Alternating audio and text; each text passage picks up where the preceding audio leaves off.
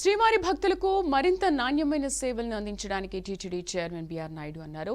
తిరుమల అన్నమయ్య భవనంలో TTD chairman అధ్యక్షతన ధర్మకర్తల మండలి సమావేశం జరిగింది. టీటీడీ ఈవో జె శ్యామలరావు సహా ఇతర ఉన్నతాధికారులు హాజరయ్యారు. ఈ సమావేశంలో ధర్మకర్తల మండలి ఆధ్వర్యంలో పలు కీలక నిర్ణయాలు తీసుకున్నారు.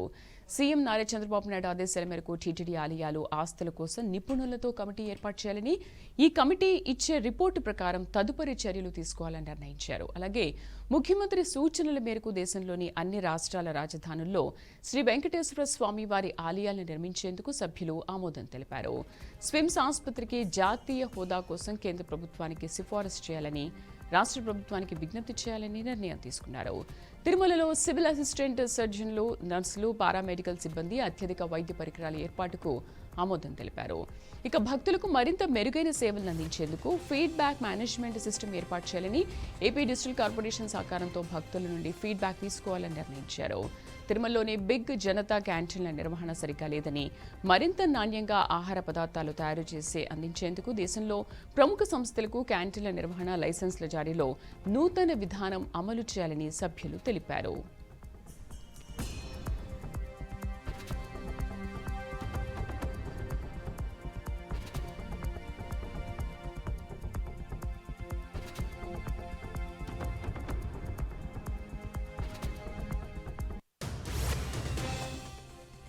ఇక దీనికి సంబంధించి పూర్తి సమాచారాన్ని మా కరెస్పాండెంట్ గోపీనాథ్ అందిస్తారు.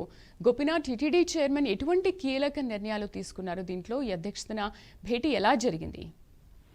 శ్రీదేవి, మొత్తం మీద నిన్న ఉదయం 10:30 నుంచి ప్రారంభమైనటువంటి టీటీడీ పాలక మండలి సమావేశం సుదీర్ఘమైనటువంటి దాదాపుగా 70 నుంచి 80 అంశాలపైన సుదీర్ఘ చర్చ జరిగింది. టీటీడీ చైర్మన్ బిఆర్ నాయుడుతో పాటు బోర్డు సభ్యులు, టీటీడీ ఈవో, అదనపు ఈవో వీళ్ళందరూ కూడా సమావేశంలో పాల్గొనడం జరిగింది. ప్రధానంగా మొదటి సమావేశంలో అంటే మొదటి బోర్డు సమావేశంలో గత నెలలో జరిగిన సందర్భంగా చాలా అంశాలను ఏదైతే పెండింగ్ లో ఉన్నాయో, ప్రధానంగా స్వామివారికి సంబంధించి వచ్చే లక్షలాది మంది భక్తులకు సంబంధించి ఎటువంటి ఇబ్బందులు లేకుండా 2-3 గంటల్లోనే శ్రీవారి దర్శనం, అది సంతృప్తికర దర్శనం కల్పించాలన్న ఉద్దేశంతో టీటీడీ అడుగులు వేస్తుంది. అందులో భాగంగానే విజన్ 2047 అనే దాన్ని కూడా రూపకల్పన చేస్తున్నారు. అయితే దీనిపైన కూడా చర్చించడం జరిగింది. గత 2-3 రోజుల నుంచి కూడా అంటే ఆర్టిఫిషియల్ ఇంటెలిజెన్స్ కి సంబంధించి సాంకేతిక పరిజ్ఞానాన్ని ఉపయోగించుకుని ఏ విధంగా స్వామి దర్శనం కల్పించాలి, త్వరితగతిన శ్రీవారి దర్శనం, అది లడ్డూ ప్రసాదాల విషయాల్లో కావచ్చు, లేదంటే గదులు కాటేజీల విషయాల్లో కావచ్చు, కేటాయింపులు, దర్శన విధి విధానాలు, వీటన్నిటిపైన కూడా సుదీర్ఘమైన చర్చ జరిగిన తర్వాత 2-3 నెలల్లో దాన్ని ఇంప్లిమెంటేషన్ చేసేందుకు కూడా నిర్ణయం తీసుకోవడం జరిగింది. ఇప్పటి వరకు కూడా శ్రీవారిని ప్రతిరోజు 70 నుంచి 80 వేల మంది భక్తులు దర్శనం చేసుకుంటారు.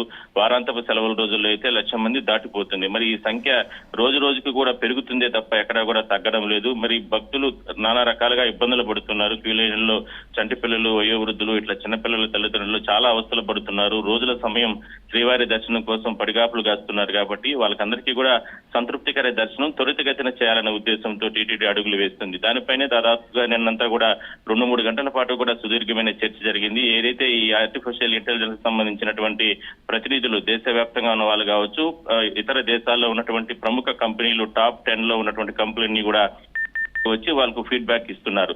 మొత్తం మీద అతి త్వరలోనే దాన్ని ఇంప్లిమెంటేషన్ చేస్తారు. ఇదే కాకుండా తిరుమల ఆలయంతో పాటు ఆలయానికి వచ్చే భక్తులకు సంబంధించి గదులు, కాటేజీలు ఏదైతే గతంలో నిర్మించారో వాటి పేర్లు మార్పులు చేయాలని కూడా టీటీడీ నిర్ణయం తీసుకోవడం జరిగింది. ఇక తిరుమలలో వచ్చిన భక్తులకి అన్నప్రసాదాలు ఇవన్నీ కూడా పంపిణీ చేస్తున్నారే కానీ బయట ప్రాంతాల్లో హోటల్స్ లో నాస్తికమైనటువంటి ఆహార పదార్థాలు భక్తులకి పంపిణీ చేస్తున్నారు. దీనిపైన భక్తుల నుంచి విపరీతమైన ఫిర్యాదులు వస్తున్న నేపథ్యంలో వాటిపైన పూర్తి స్థాయిలో చర్యలు తీసుకుని ఆధునికంగా అంటే ఇతర ప్రాంతాల వారికి కూడా టెండర్లు కేటాయించి అంటే మంచి రుచికరమైనటువంటి ఆహార పదార్థాలు అందించాలని కూడా టీటీడీ నిర్ణయం తీసుకోవడం జరిగింది. ఇక అన్న ప్రసాదాల క్యాంటీన్లు లేదంటే ఇట్లా కొన్ని విభాగాల్లో ఏదైతే ఈ ఉద్యోగులకు సంబంధించి కొరత ఉంది, దానికి సంబంధించి కూడా దాదాపుగా ఒక 200 మంది వరకు కూడా ఉద్యోగులు కూడా సిబ్బందిని కూడా తీసుకునే అవకాశం అయితే ఉంది. ఇట్లా చాలా అంశాలపైన సుదీర్ఘ చర్చ జరిగింది. అదేవిధంగానే తిరుమల ఆలయంతో పాటు అనుబంధ ఆలయాలు దేశవ్యాప్తంగానే కాకుండా తిరుపతి ఇలాంటి ప్రాంతాల్లో ఉన్నాయి. వాటి అభివృద్ధికి సంబంధించి నిధుల కేటాయింపులు, దానికి సంబంధించి అక్కడ వస్తున్నటువంటి